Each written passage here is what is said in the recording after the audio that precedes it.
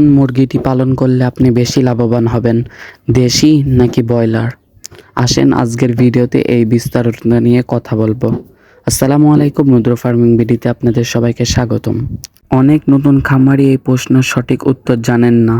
আজকের ভিডিওতে সহজ ভাষায় বিষয়টি বুঝিয়ে বলবো। প্রথমেই ব্রয়লার মুরগির কথা বলি। ব্রয়লার মুরগি খুব দ্রুত বড় হয়।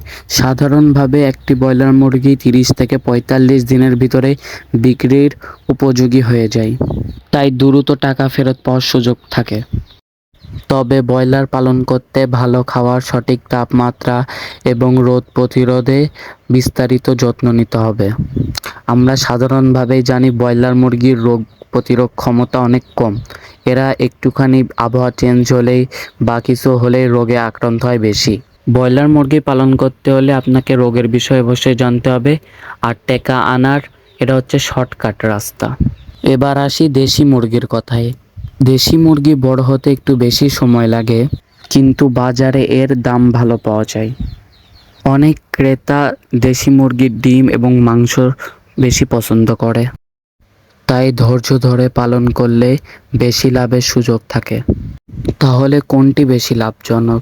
আপনি যদি দ্রুত পুঁজি ঘুরিয়ে আয় করতে চান তাহলে আপনার জন্য ব্রয়লার ভালো হতে পারে।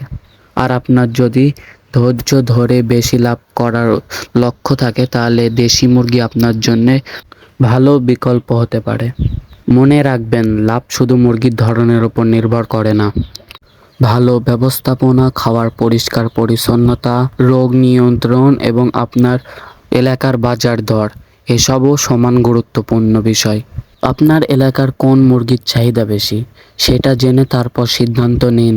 সঠিক পরিকল্পনা নিয়ে কাজ করলে দেশি হোক বা ব্রয়লার দুটোতেই ভালো লাভ পাওয়া যায়। ভিডিওটি ভালো লাগলে একটি লাইক দিন এবং আপনার মতামত কমেন্টে জানান। আর কৃষি ও খামারের দরকারি তথ্য পেতে আমার চ্যানেলটি সাবস্ক্রাইব করুন। ধন্যবাদ।